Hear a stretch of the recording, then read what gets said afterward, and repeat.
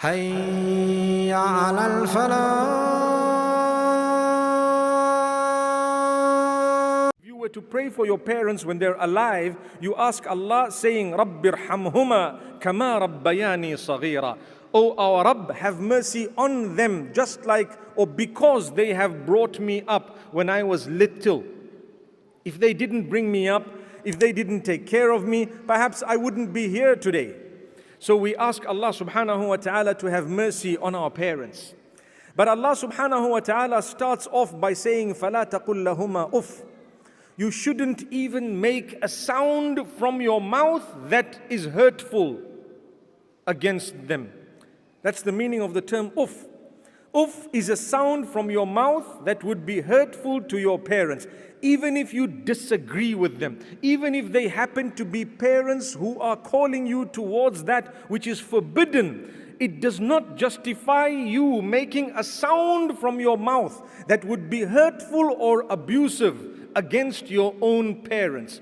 If they were to ask you to do something wrong, like I said, you politely excuse yourself. You don't obey them in the disobedience of Allah. But if they're asking you something that is not in the disobedience of Allah, then part of being a good child would be to listen to what they have to say.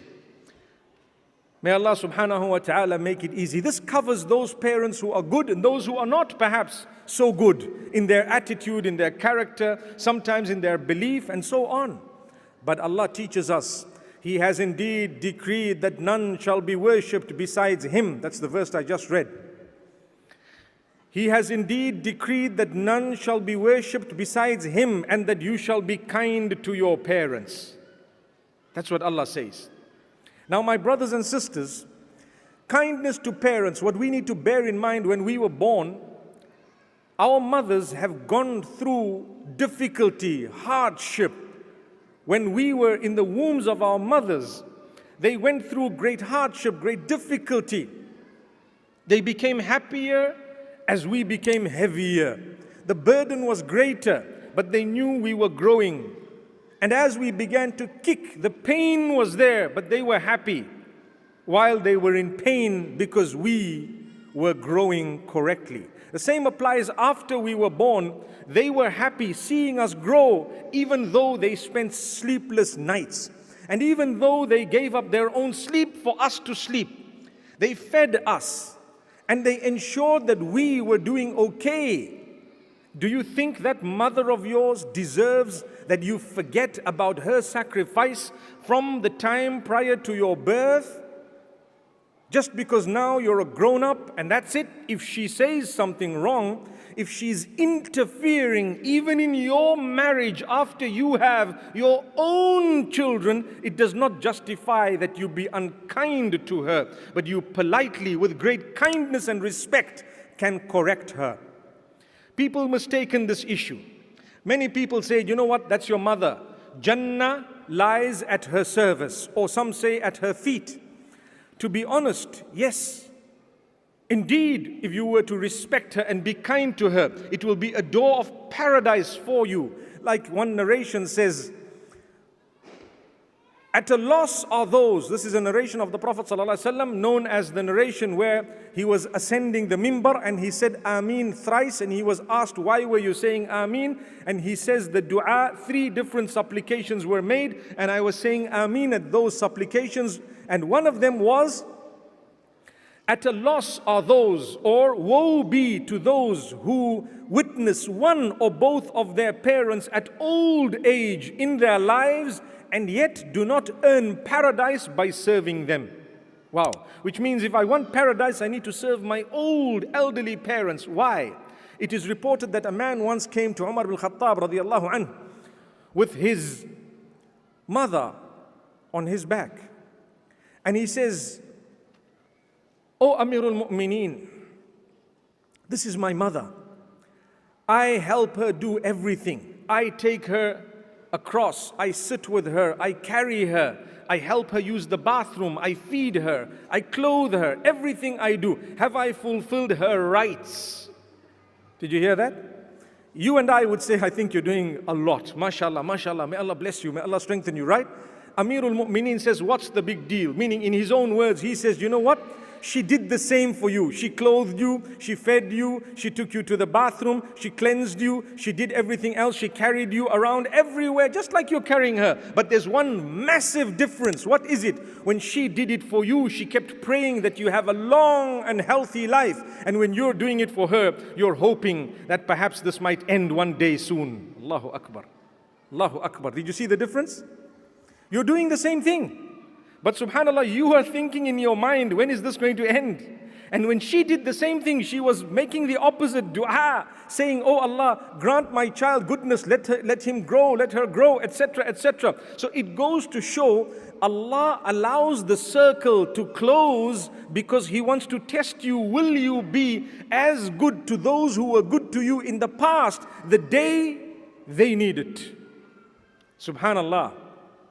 Will you be good to those who were good to you in the past, the day they need that goodness from you, even if it is your mother or your father? The difficulty is many of us don't understand. I was saying, sometimes our parents happen to do things that are wrong. They make mistakes. They say that which is wrong. Sometimes you want to marry a person that belongs to a different race. And very unfortunately, your mother or your father will follow tradition or culture which is far from Islam. They may say, I don't want this to happen, and give you any excuse because they're guilty of sinning against Allah. It doesn't mean that they can use against you the cheap blackmail of saying Jannah lies at my feet, so you'd better obey what I'm saying, but rather you need to correct them very politely to say, my mom, my dad, you know, racism is not Islamic. It's not something that Islam allows. Subhanallah.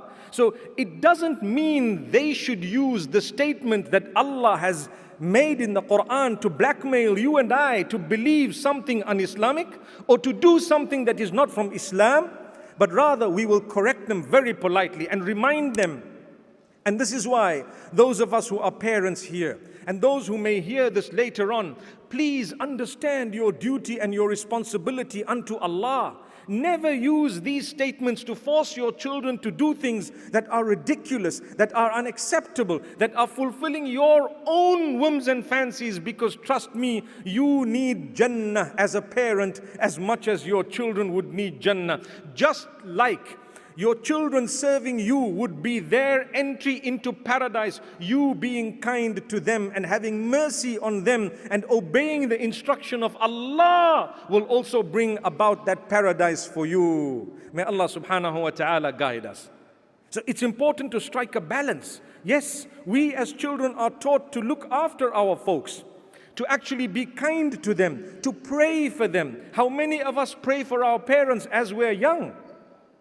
How many of us listen to what they have to say? How many of us sit with them and just spend a little bit of time talking to them as they get older and older? Sometimes when they become a little bit more old, because we get married and perhaps we have our own families and so on, we tend to forget that all your mother wants or all your father wants is that once in a while you ask about them, you contact them, you visit them, you sit with them. Don't burden them. And my beloved parents, don't burden your children either. Subhanallah. Subhanallah. May Allah subhanahu wa ta'ala help us strike the balance. It's become so difficult to speak about topics from only one side because the others would cry foul. To say, I have a situation, my father has molested me sexually as a child, what do I do? I've heard this very often. In that case, what type of parent are you, my beloved father? We are supposed to be protecting your child from your own evil. What type of paradise is there going to be serving a person like that, who has abused the very trust that Allah has placed upon their shoulders? May Allah subhanahu wa ta'ala protect our children. May Allah grant us ease. These things are brushed under the carpet a lot of the times. They are swept under the carpet and no one wants to speak about them. If fathers or mothers are going to abuse their children, be it physically or any other way, they are guilty of not being exemplary parents. Just like you would like your children to respect you, you need to know they desperately want to respect you, but you need to be respectful yourself. May Allah subhanahu wa ta'ala grant us that respect. How much time have we as parents spent with our children when they were young, and then when they grow older, we expect them to spend time with us? Allahu Akbar. So things are going wrong, things are circling, but still, how to make your parents happy? You spend time with them, you pray for them without them knowing that you're praying for them. And this is why Allah subhanahu wa ta'ala tells us, وَوَصَّيْنَا الْإِنسَانَ